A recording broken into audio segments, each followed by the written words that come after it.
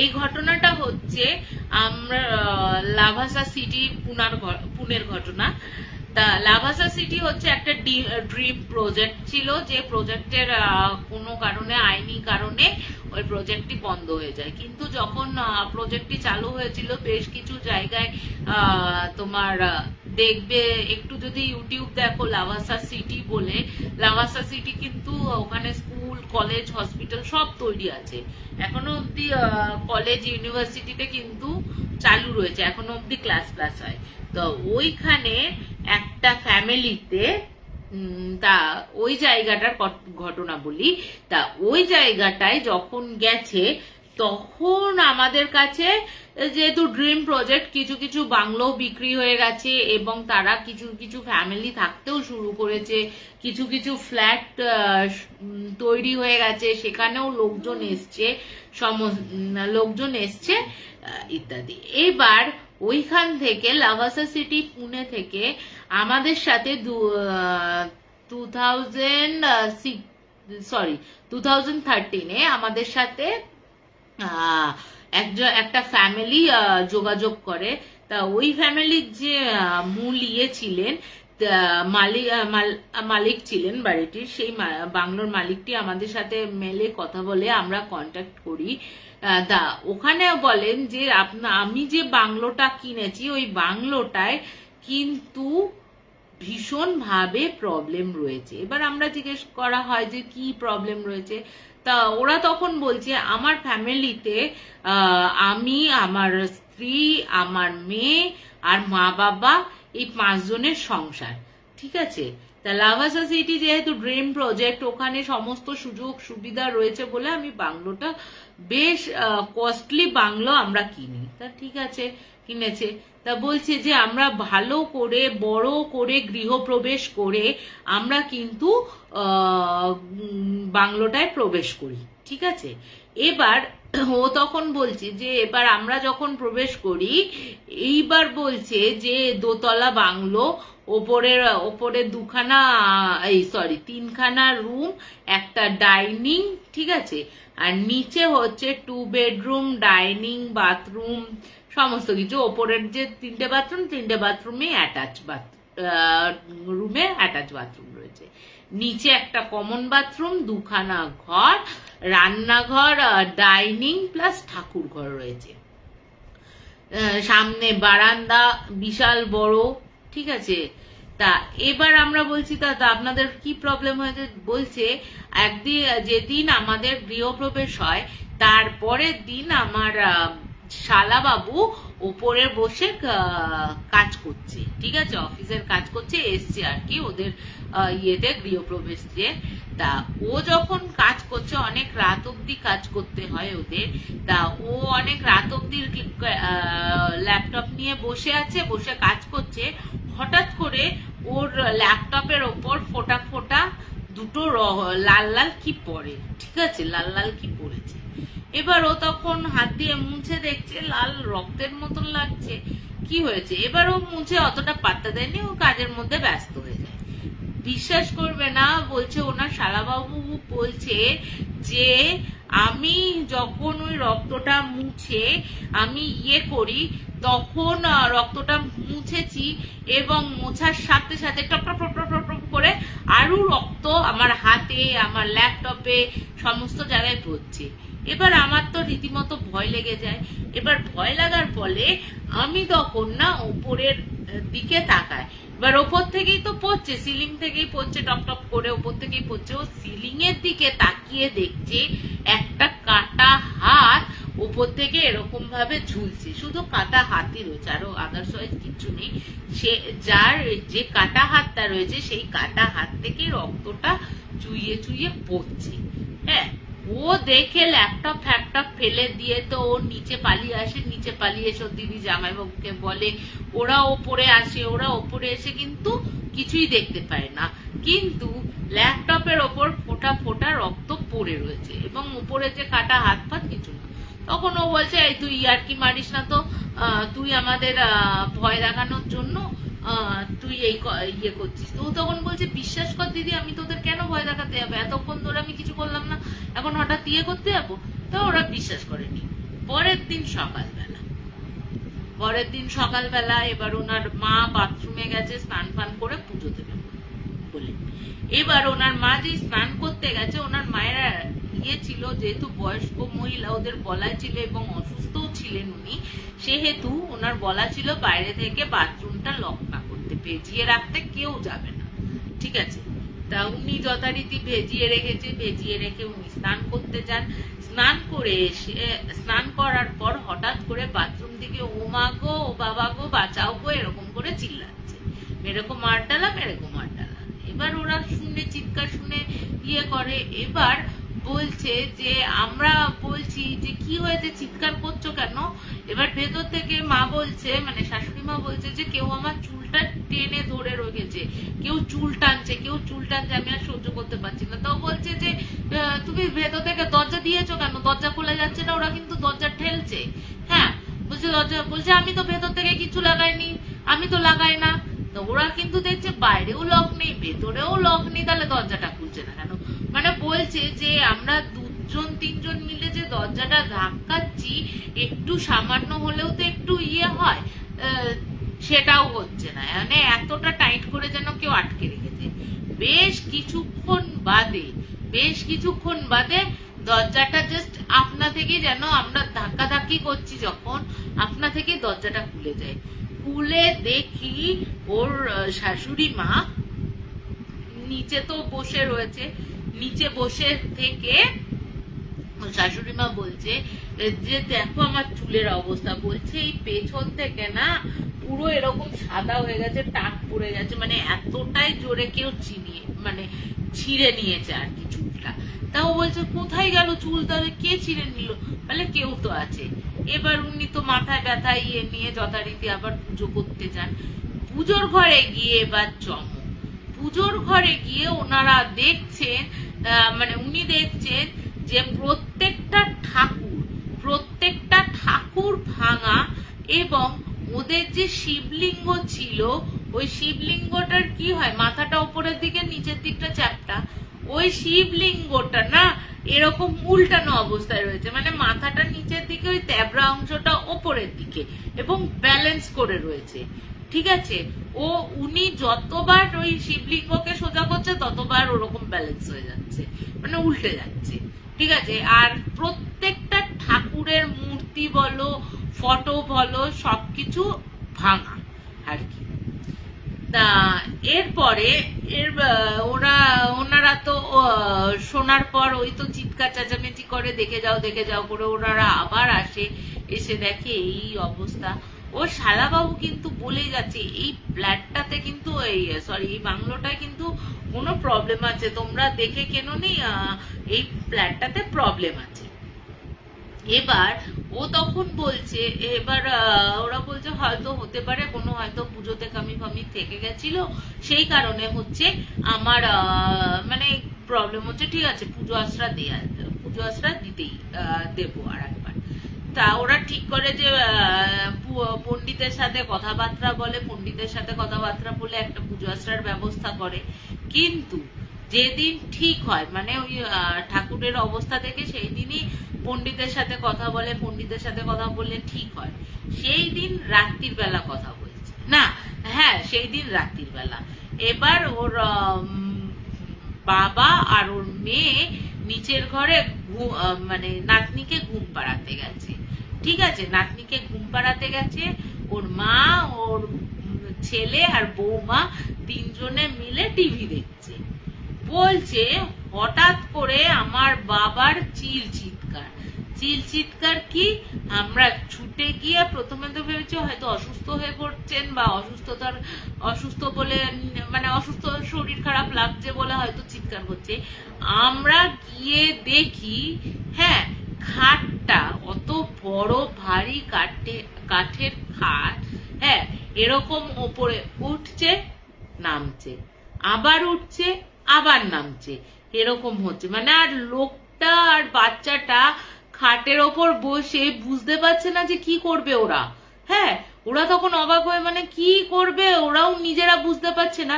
বেশ কিছুক্ষণ ওঠা নাবা করতে করতে খাটটা স্থির হয়ে যায়। ওই খাট স্থির হতে ওরা তখন নিচে নেমে আসে। নিচে নেমে আসার সাথে সাথে বলছে ঠিক মনে হলো ঘরের ভেতর থেকে কেউ যেন অট্টহাসি দিয়ে উঠলো, অট্টহাসি। হ্যাঁ, যেটা হা হা করে, মানে একটা হয় না যে তোরা ভয় পেয়েছিস আমার খুব মজা লাগছে, মানে কাউকে ভয় দেখিয়ে সে একটা মজা লাগে না, বাচ্চাদের দেখবে অনেক সময় ভয় দেখিয়ে বেশ মজা লাগে, ভাই বোনদের ভয় দেখিয়ে, তা ওরকম হাসি।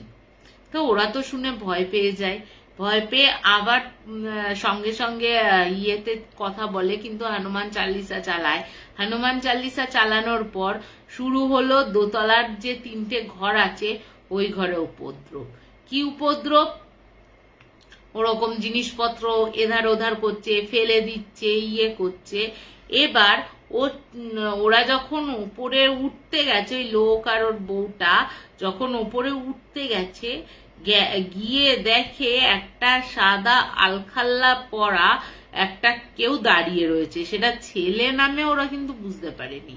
তো ওরা তখন ভেবেছে এরকম আলখাল্লা পরে কে দাঁড়িয়ে থাকবে, চোর ফোর হেলো নাকি। কিন্তু এই এত বড় সিটিতে সিকিউরিটি গার্ডরা রয়েছে, যেখানে সেখানে এখানে কি করে আসবে? আর এলে তো দোতলায়, তো ওপর থেকে তো আর ইয়ে করবে না, তাকে তো নিচ দিয়ে ওপরে উঠতে হবে। ওরা তখন দোতলায় যায়, গিয়ে দেখে কিছু নেই। ঠিক আছে, এই একটা ঘটনা। দ্বিতীয় ঘটনাটা হচ্ছে, ও একদিন ওর বউয়ের না খুব ফুলের বাগানের শখ, ফুল গাছ লাগাতে গেছে ছাদে।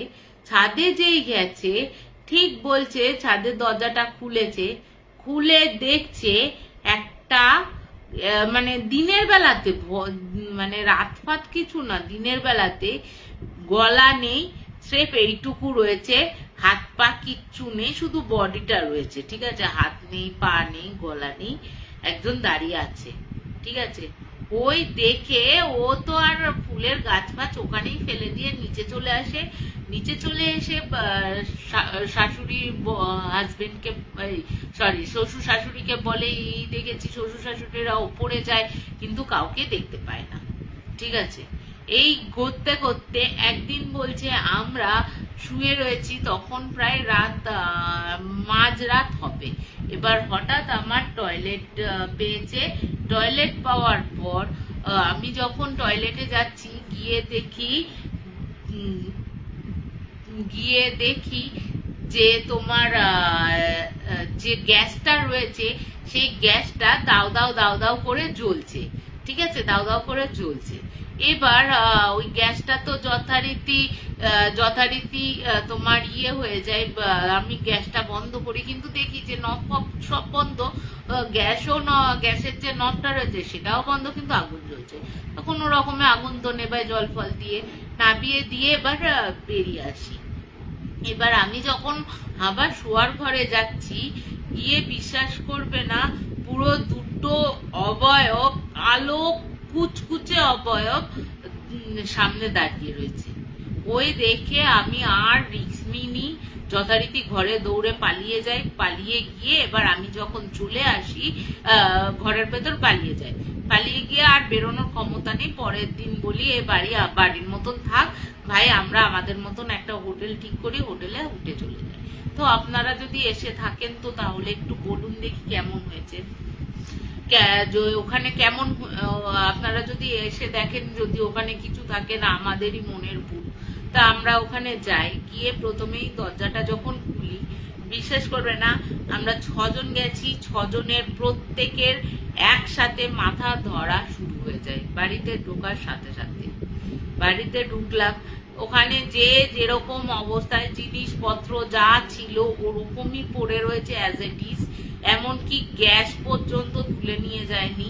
ঠিক আছে, দরজা ফরজা লক ফক কিচ্ছু না, শুধু মেন দরজার চাবিটা দিয়েই ওরা বেরিয়ে গেছে। এবার আমরা তো বিভিন্ন জায়গায় ক্যামেরা সেট করার জন্য ক্যামেরা সেট করতে থাকি। এবার কিছু কিছু সময় তো সব সময় ক্যামেরাতে ইয়ে হয় না, নিজেরাও যায়। তো আমাদের কাছে ইয়ে ছিল, দেখি শিবলিঙ্গটার কাহিনী শুনেছি, সত্যি কি এরকম হয় নাকি। গিয়ে দেখি ও বলছে আমরা যখন বেরিয়েছি তখনও ওরকম ছিল, এবং আমরা যখন ঢুকি মানে আমরা ওই লোকটি বলছে আমরা যখন বেরিয়ে যাচ্ছি তখনও শিবলিঙ্গটা উল্টো অবস্থাতেই রয়েছে। এরপর উনি তখন আমরা তখন গিয়ে দেখি সত্যি প্রত্যেকটা মূর্তি ভাঙা এবং ফটোগুলো ভেঙে গেছে, ফটোগুলো ভাঙা এবং তোমার লিঙ্গটা ওরকম হয়ে রয়েছে। এবার হঠাৎ করে একটা ছেলে না চিৎকার করে বলছে, আরে গ্যাসটা জ্বলে গেল কি করে, গ্যাসটা জ্বলে গেল কি করে। এবং একটা গ্যাস কতটা ফ্লেম হতে পারে, হ্যাঁ আমরা তো গ্যাস ইউজ করি, কতটা ফ্লেম হতে পারে, মিনিমাম একটুখানি হবে। বলছে এরকম ভাবে আমরা দেখছি এরকম দাও দাও দাও দাও করে ওপরের দিকে উঠছে, ঠিক আছে। মানে গ্যাস থেকে, গ্যাস কিন্তু কেউ জ্বালায়ও নি কিচ্ছু না, সিলিন্ডারের জায়গায় রয়েছে রয়েছে যে আপনি ভাবে কোনো কারণে জ্বলে যাবে, কিন্তু না, আগুন ওরকম ভাবে জ্বলছে, তো কোনো রকমে নেবানো হয়। তারপর আমরা যখন ক্যামেরা ঠিক করছি, বিশ্বাস করবে না একটা তাচ্ছিল্যের হাসি আমরা শুনতে পাই। বলছে ভাই এরকম হয় না, হ্যাঁ হ্যাঁ হ্যাঁ আয় আয় আয়, তোরা ভূত দেখবি, আমিও তোদের প্রমাণ দেখাচ্ছি, তোরা প্রমাণ চাস না, আমিও তোদের প্রমাণ দেখাচ্ছি, তোদের তো বিশ্বাসই হয় না আমরা আছি। তো এরকম তাচ্ছিল্যের হাসি, দাঁড়া, তারপরে সেই হাসিটাই বলে না, দাঁড়া ওয়েট কর, তোদের জন্য আরো কিছু বাকি রয়েছে, এ তো সবে শুরু ভাই, দাঁড়া, তোরা খুঁজতে এসছিস আমাকে, আমি তোদের প্রমাণ না দিয়ে যাবো নাকি, দাঁড়া ওয়েট কর। হ্যাঁ, এরকম একটা হাসির আওয়াজ পাই। আমরা কিন্তু কোনো অবয়ব দেখতে পাইনি, ক্যামেরাতে যেটুকু ধরা পড়েছে সেই ছোট ছোট ওই ক্যামেরার সাহায্যে দেখা যায় না, সেই হাত পা গুলো লিক করছে, ওরকম আর কি বোঝা যায় যে ওখানে কেউ আছে। এছাড়া আমরা ওদের মতন কোনো অবয়ব দেখতে পাই। তা এবার আমরা যখন ক্যামেরা ঠিক করে ওদের ঘরে, যে ঘরটায় খাটটার উপর বসে রয়েছে, অনেক সময় তো দেখুন মানে কিছু এরকম ঘটনা আসে যেগুলো সবসময় কিন্তু অবাস্তবই মনে হয়। একটা খাট এরকম উপরে উঠছে, আবার ধপ করে নিচে নেমে যাচ্ছে, এটাও আমাদের কাছে অবাস্তবই লেগেছিল সত্যি কথা বলতে।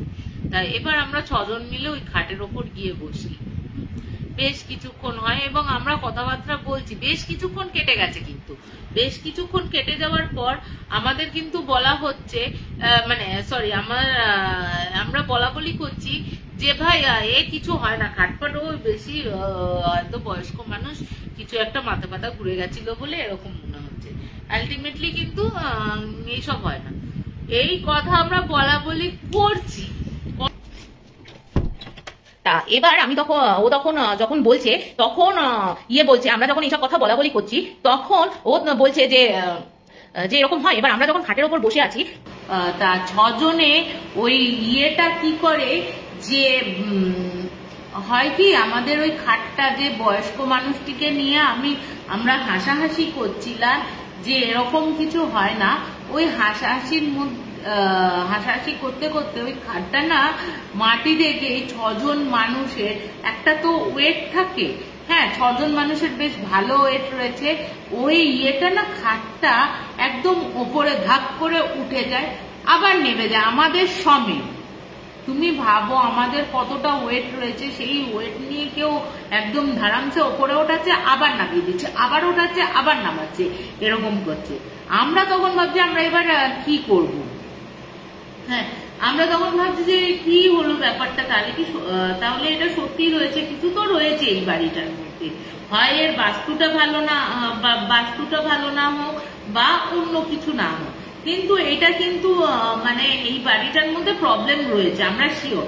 কারণ ওই যে ক্যামেরার মধ্যে যে যে ক্যামেরাটা ছিল, নাইট ভিশন ক্যামেরা বলো আরো যে ক্যামেরা ছিল, সেখানে কিন্তু অবয়বগুলো ধরা পড়ছিল। এবং তার সাথে আমরা তো এমনি অনবরত ওই তোমার কি বলে না, ওই যে তাচ্ছিল্যের হাসি বললাম যে তুই প্রমাণ চাইছিস, দ্বারা প্রমাণ দিচ্ছি, তাই এই প্রমাণটা করতে থাকি।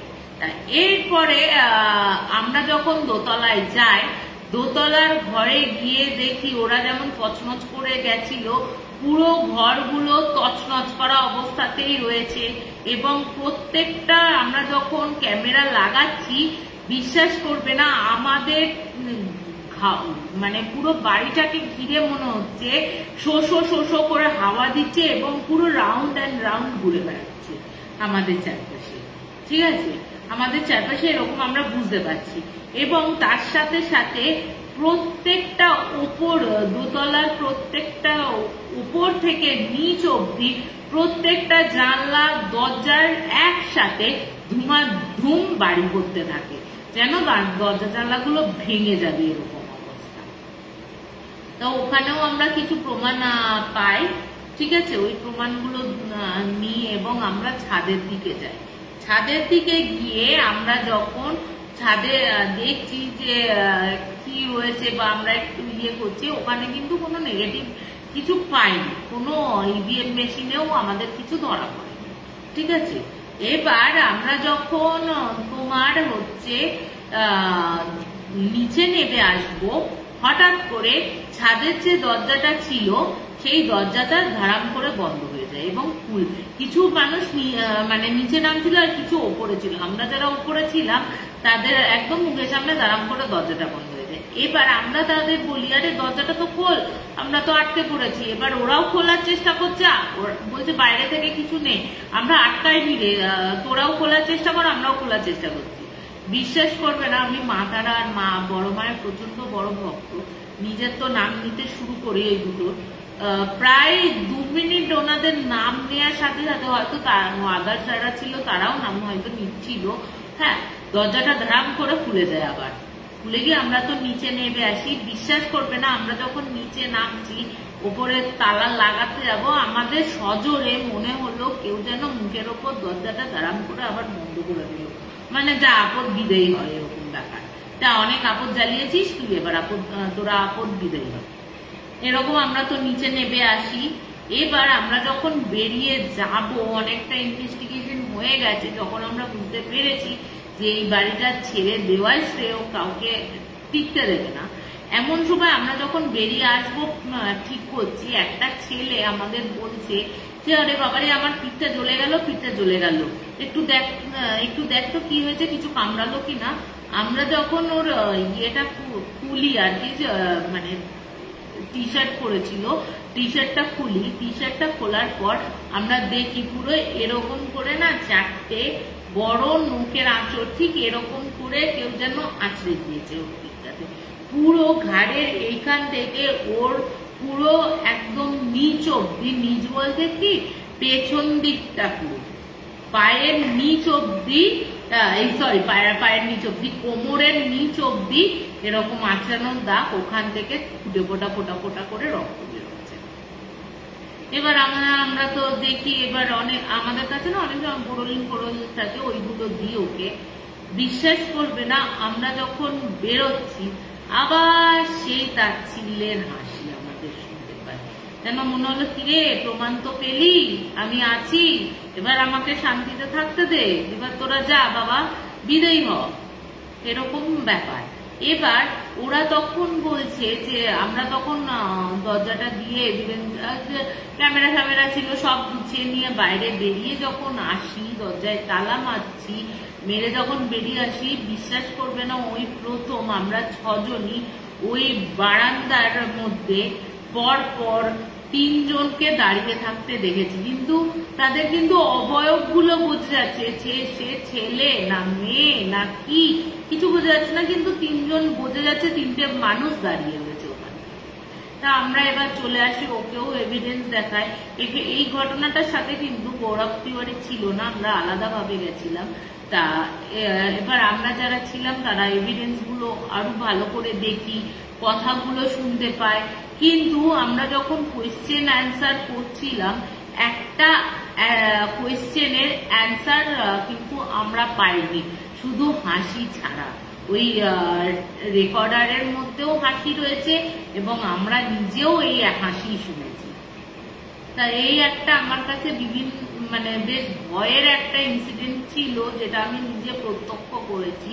এবং বিশ্বাস করবে না, যখন ওই হাসিটা শুনছি না, জাস্ট গায়ের লোমগুলো খাড়া হয়ে যাচ্ছিল আমাদের। যখন ওই আওয়াজগুলো, যখন খাটের ওপর বসেছি, ঠিক খাটটা এরকম উপরে হচ্ছে নিচে হচ্ছে, মানে তখন নিজের মনের অবস্থা, তখন নিজেকে না ওই ইনভেস্টিগেটর বলো বা ইনভেস্টিগেশন করতে গেছি সেটা আর মাথায় থাকে না, না বাপরে। এবং 6 জনের যে একসাথে মাথা ধরেছে সেটা কি করে হয়, একসাথে তো কারণ মাথা ধরতে পারে না, মানে ঘরের আবহাওয়াটাই এমন ছিল। আর তুমি বলো না একটা লিঙ্গ ওরকম ভাবে একটা ইয়ের ওপর দাঁড়িয়ে রয়েছে, সম্ভব এটা? তো ওই বাড়িটা নাকি আশেপাশে পরবর্তী সময় আর একবার যায়, আমরা আরো লোকজন যারা গ্রুপে ছিল ওরা আলাদা ভাবে যায়, ওখানে লোকজন যারা আশেপাশে যেগুলো ছিল বা কলেজের স্টুডেন্টরা তারা কিন্তু বলেছে এই সিটিটাই কিন্তু রয়েছে এবং মাঝে সাঝে কিন্তু দেখতে পাওয়া যায় তাদের অনুভূতি, মানে তাদের স্পিরিটটাকে দেখতে পাওয়া যায়, কখনো ফিল করতে পারা যায় তারা আছে। তা যখন আমরা বলি যে না ওই বাড়িতে আর আপনারা থাকবেন না, হয়তো কিছু না কিছু প্রবলেম রয়েছে ওই বাড়িতে, না হলে এতগুলো মানুষ এতগুলো একসাথে হয় না।